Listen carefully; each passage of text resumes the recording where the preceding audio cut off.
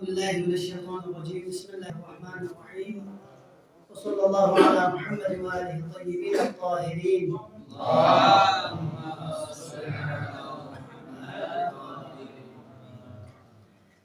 أما بعد، بسم الله الرحمن الرحيم. إنا أعطيناك الكوثر فصل لربك وانحر إن شانئك هو الأبتر. گزشتہ درس میں ہم نے جناب زہرا سلام اللہ علیہا کی فضیلت کے حوالے سے گفتگو کی تھی، تو اسے اثنا میں وہ روایت جس کے بارے میں امام حسن عسکری علیہ السلام سے منسوب روایت ہے کہ نحن حجت اللہ علی خلقہ وجدتنا فاطمہ حجت اللہ علینا،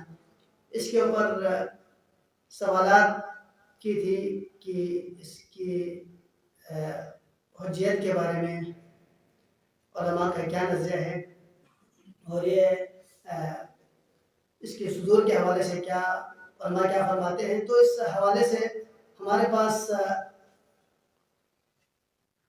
علم رجال میں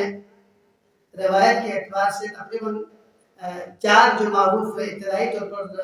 تقسیم کی گئی ہے روایات کو، وہ 4 چیزوں میں تقسیم کی ہے کہ یا وہ روایات صحیح ہے، صحیح مستند ہے. صحیح یعنی جس کے راویان حدیث سب کے سب امامیہ ہو اور عدول ہو تو اسے صحیح جو روایات انہوں نے نقل کی ہے اس کو صحیح روایت سے تعبیر کیا جاتا ہے. اور ایک ہمارے پاس موثق، جن کے راویان حدیث میں سے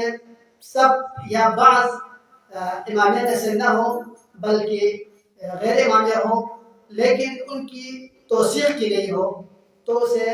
حدیث موثق کہا جاتا ہے. یہ دونوں روایت قابل قبول ہے. اور ایک حدیث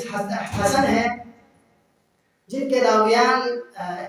سب یا ان میں سے بعض امامیہ ہو لیکن ان کی مدح کی گئی ہو، ممدوح ہو، تو یہ حسن ہے. اور ان تینوں کے علاوہ باقی ضعیف ہے. آیا ہم دیکھتے ہیں اب یہ جو روایت نقل کی ہے اس کے راویان کون ہیں. تو یہ روایت قدیم ہمارے جو راویان حدیث میں سے ہیں ان میں سے کسی نے بھی نقل نہیں کی ہے. تقریباً 1412 ہجری میں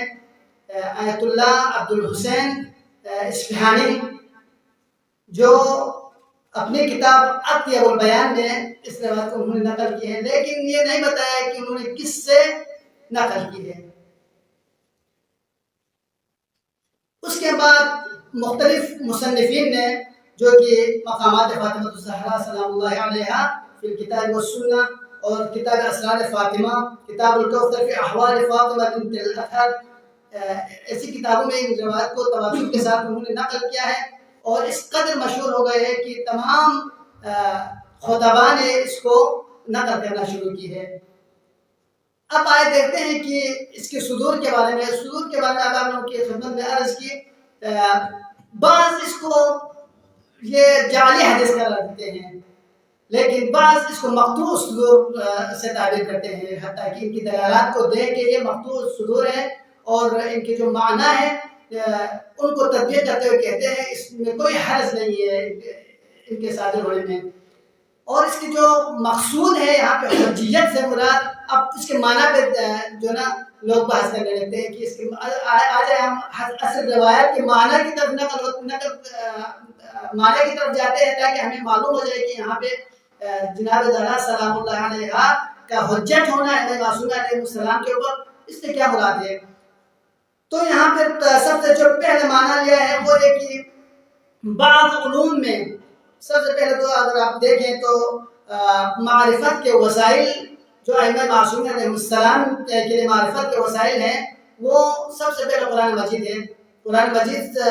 کے ذریعے انہوں نے معرفت حاصل کی ہے. اس کے بعد سنت نبی صلی اللہ علیہ وسلم اور تیسرا جو مقام وہ جناب زہرا سلام اللہ علیہا ہے. کیسے معلوم ہوا؟ وہ اس طریقے سے چونکہ جب پیغمبر گرامی اسلام اس دنیا سے چلے گئے اس کے بعد زہرا مرضیہ پر جو مصائب و آلام کے پہاڑ ٹوٹے گرے، اس کے بعد زہرا مرضیہ دن رات آپ گریہ فرماتی رہتی تھی تو ملائکہ تشریف لاتے اور آپ کو دلاسا دیتے اور آپ سے گفتگو کرتے، اسی گفتگو کے اثناء میں یہ سارے علوم آپ کو پروردگار کی طرف سے انہوں نے سکھایا۔ تو یہ علوم جو ہے نا آپ کہتے ہیں کہ آیا یہ علوم قرآن مجید کے آیات الہیہ میں سے تھے؟ تو کہتے نہیں۔ تو یہ آیا کہ یہ پیغمبر گرامی کے اقوال میں سے تھے نہیں، تو بلکہ کہا کہ یہ وہ علوم ہے جو مستقبل کے بارے میں جناب زہرا سلام اللہ علیہا کو بتا دیا گیا، یعنی ایسے علوم جو نہ قرآن میں ہے نہ پیغمبر نے ان کے بارے میں اشارہ کیے ہیں۔ وہ حتیٰ کہتے ہیں کہ یہی علوم کا مجموعہ جسے زہرا مرضیہ نے امیر المومنین علیہ السلام کو امیر المومنین علیہ السلام کو بتا دیا، اور بتانے کے بعد جناب امیر المومنین علیہ السلام نے انہیں لکھا، جو کہ بعد میں ہمارے پاس مصحف فاطمیہ سلام اللہ علیہا کی شکل میں لوگوں کے سامنے پیش ہو گئے۔ یہ مصحف فاطمیہ جو ہے نا انہی علوم کا جو ہے نا مجموعہ ہے۔ اور اس کے بارے میں بعض کہتے ہیں کہ جس طرح قرآن جو ہے نا تنزیل قرآن قلب محمد مصطفیٰ صلی اللہ علیہ وسلم پر نازل ہو گئے جو خود قرآن، اسی طرح قلب زہرا سلام اللہ علیہا معدن التنزیل ہے، یعنی پیغمبر گرامی اسلام نے بھی بہت سارے رموز جناب زہرا سلام اللہ علیہا کو تعلیم فرمائی، تو وہ بھی جناب زہرا کے قلب متحد میں تھے۔ اور اسی طرح جس طرح تنزیل قرآن جو قلب زہرا ہے، اسی طرح تاویل قرآن بھی قلب زہرا سلام اللہ علیہا ہے، جو کہ معدن تاویل بھی ہے۔ اور یہ تمام جو نا چیزیں جس طرح امیر المومنین کو رسول گرامی اسلام نے تعلیم فرمائی، اسی طرح بہت ساری چیزیں جناب زہرا کی وساطت سے بھی ائمہ معصوم علیہ السلام تک پہنچ چکے ہیں۔ اس کے علاوہ اس روایت کے ایک اور معنی یہ بتا دیا ہے کہ یہاں پہ عالم انوار سے جو ہے نا متعلق روایت ہے۔ یہ روایات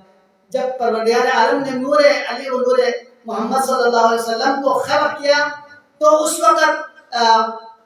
ان انوار کو حجت کے طور پر خلق کیا، اور پروردگار نے اپنے مظاہر صفات کمالیہ و جلالیہ قرار دیا۔ اس کے بعد ان دونوں نور کو جمع کر کے